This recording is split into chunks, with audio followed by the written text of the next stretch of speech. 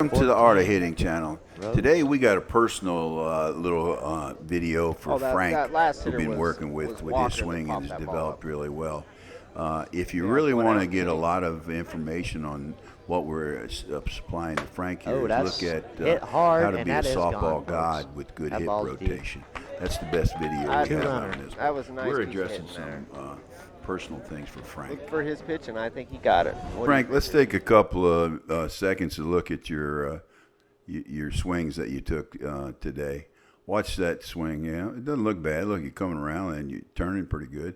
But look, you're not getting all the way through it. And then I started looking at your feet. And that is where the problem lies, I believe. I put out that hitting like a softball god with your hips. And that's pretty much what we need to focus on is your lower half. That front foot is not turning at all. Once in a while it does, and it makes a slight movement. Now, I recommend a heel-toe movement like you see in the baseball players and a lot of really, power guys. The big thing is the load on your back foot and push off. Now, let's see what we got for you in the next slide. Jim with Dan, and we were talking about, my theory on your leg movement and not getting your hips around. Now, watch this. Now, if I go like this, Frank, and I turn my hips, look at my foot, get my foot. See how my foot, it stops, it's not turned, right? Yep. Look how far I can get, right? I can't get it much farther than that. Now, if I go like this and step and go like this, watch how much farther I can go with my hips, right? Now, if you do heel toe, you spin and your toe, you're open like this. And you watch the big boys hit, you'll see that they're all open like that. You see what I just did? I don't have my balance because that knee's weak. That's the way I told you, heel toe. If you do that, look how much weight can you tell on there? Yeah, yeah. With that heel toe like this and rotating back here, you get up. And you saw on my hit when I was a young man. And Dan does that. Dan, you go in there and do that so you can show him. Show him that. Yeah, so I mean, if you stride, turn. That's as far as you can get. My hip is going water cooler. Yeah. So just by moving my toe. Yeah, look how much. My hip is rotating.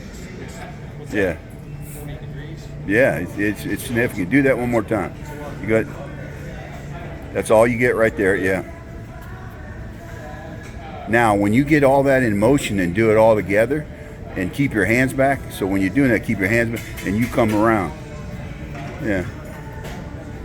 Here's a picture with me and Bruce Mead, actually a very good friend of mine. We traveled all over the world together, and he was my boyhood idol.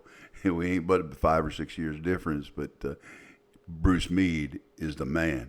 But we're here to talk about the footwork here. You see that I have a heel-toe movement. And you see Bruce has a heel-toe movement also. I tried to get that bottom foot in there, but it's just not in the slide. I'm 5'10". Bruce is about, 6'7", 6'6", stronger than hell. Probably can bench 380. I'm lucky if back in the day I could bench 300. But I don't lift weights much. I do mine on a technique, and you can see that I got my whole body in there, and you can see I rotate on that heel toe. And previous slide, you see I can hardly stand up on that. I have bone on bone in that knee, which weakens my ability to do what I used to do. So I have to change it a little. But going through this, we're going to see some other guys swinging here, so I can point this out to you, Frank. Okay, here's Stan. Watch Stan swinging, and watch his lower body. That's a nice shot. He's not getting totally around, but he's opening more than you are. But watch his front foot. His front foot does open.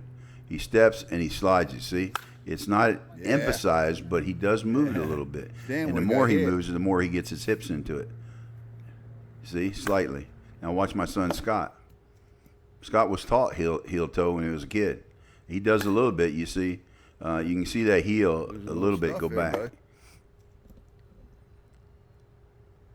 See? He turns it. It's there. Now watch me. Now you remember you saw the thing with Bruce Mead and me, the pictures. and how I rotate it. I don't rotate like that anymore, but watch my front foot. It tries. I got that bone on bone, so I think naturally my body prevents me from doing that because I will mess my knee up worse. And watch. It does turn afterwards. There it goes. It's a little late in my mind, but I am trying. So if I can, watch this guy. Well, he goes down, and you can't see it. But this guy, I should probably take that out, but I'm not going to. Watch him now. He's going to go down. Here he goes. He goes down, and he turns. There he goes. You see how he turns? He rotated while I hit him around. Now watch you. This is you again, and look at it after what you've seen there. Not even a slight movement of that front foot. Not even a slight movement. It's subtle, but it can make a big difference. Like I say, it's subtle. You can make a big difference. All you got to do is work at it like you do everything else and bring them hips around. Watch that video, hit like a softball god by the three keys of hitting and rotating your hips. That those of you out there want more of that. This is particularly for Frank, and if you watched it, fine, it may help you, but it's the problem that Frank is dealing with, and he'll do well with it.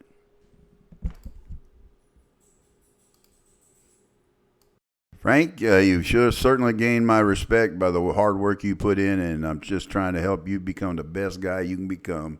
And with your work ethic, I'm sure you'll do it. Hey, anybody watching this, please subscribe.